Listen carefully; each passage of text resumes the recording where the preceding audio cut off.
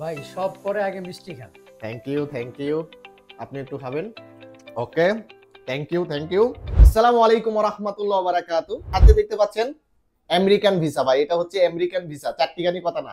এটা কিন্তু থাইল্যান্ডও না, তুর্কিও না, ইন্দোনেশিয়াও না। এই ভিসাগুলো কিন্তু আছে আমাদের এই পাসপোর্টে। এটা হচ্ছে আমেরিকান ভিসা। আমি বিশেষ করে আমার এই ভাইকে আবেদন করে দিয়েছি, আমেরিকার ভিসার প্রসেসিং করে দিয়েছি, কিভাবে কি প্রশ্ন আসবে সেগুলো তাকে সাজেশন দিছি। এই হিসাবে উনি যা আমেরিকা এম্বাসিতে গেছে এবং আলহামদুলিল্লাহ 15 দিন পর পাসপোর্টটা রিটার্ন এসেছে। পাসপোর্টটা রেখে দিয়েছিল কিন্তু সেই ভিডিওটা আমরা বানাইনি, ডাইরেক্ট ভিসাটা আসছে।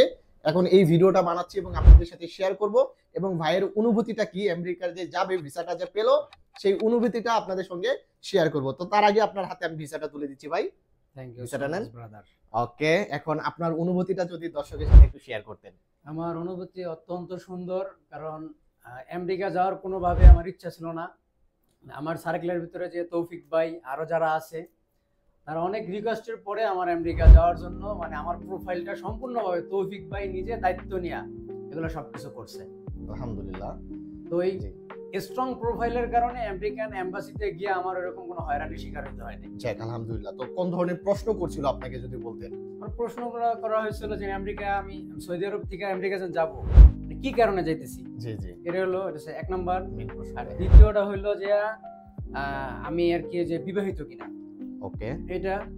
আর কোন কোন জায়গা আর কি আমি আর কি যে ট্রাভেল করব, জাস্ট এই তিনটা প্রশ্ন মতো করছে। তো সবচেয়ে মানে আমার যতটুকু আইডিয়া হইলো সেটা হলো যে আমার যে আপনি আর কি যেটা আমার স্ট্রং করে দিয়েছেন হলো যে JS160 ফর্মটা যেটা। জি, এই প্রোফাইল স্ট্রং যার থাকবে, মানে তারই ভিসা হওয়ার সম্ভাবনা থাকবে 100%।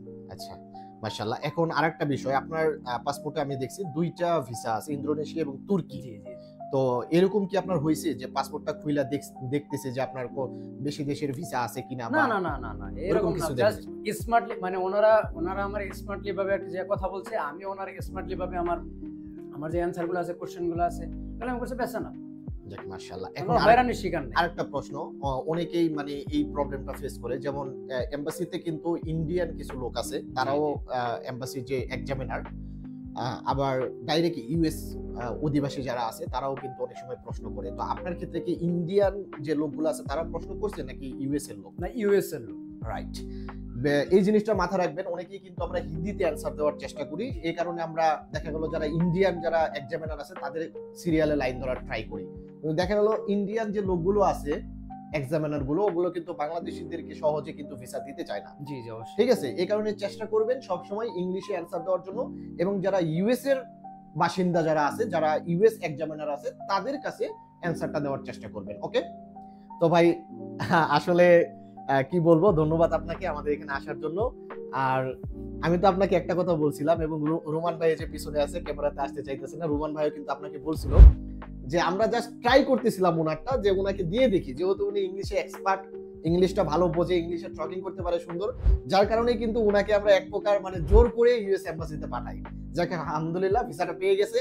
আর যদি কেউ আমাদের মাধ্যমে ইউএস এর DS-160 ফর্ম ফিল আপ করতে চান, অথবা এবং আপনারা যদি আমাদের মাধ্যমে শিডিউল নিতে চান, সকল কার্যক্রম কিভাবে নেবেন, হ্যাঁ, কিভাবে ফর্মটা আমরা ফিল আপ করবো, আপনাদের সাথে কমিউনিকেশন করি, এবং কত তারিখে ডেট ফালানো যায়, এবং আমাদের যে একটা ট্রাভেল প্ল্যানিং আছে, আমরা ওই ট্রাভেল প্ল্যানিং অনুযায়ী কিন্তু আমরা DS-160 ফর্মটা ফিল আপ করি। এক্ষেত্রে আপনার সাদা পাসপোর্ট হলেও ভিসা পাওয়ার চান্স কিন্তু থেকে যায়, কারণ আপনার প্রোফাইল যদি স্ট্রং থাকে এবং আপনি যদি স্মার্টলি অ্যান্সার দিতে পারেন ওনার মতো, আসলে ভিসাটা তেমন কোনো কঠিন জিনিস না। এম্বাসি যদি মনে করে আপনাকে, আপনি 20টা দেশ ট্রাভেল করছেন, এরপরও কিন্তু আপনাকে রিজেক্ট করে দিবে। আবার এম্বাসি যদি মনে করে যে আপনি একটা দেশও ট্রাভেল করেন নাই, আপনাকে ভিসা দিয়ে দিবে। জাস্ট আপনার প্রোফাইল স্ট্রং হতে হবে এবং তাদেরকে বোঝাতে হবে যে আপনি ইউএসএ যাচ্ছেন জাস্ট ট্যুর করার জন্য, আপনি আবার ফিরে আসবেন, এটা তাদেরকে বোঝাতে হবে।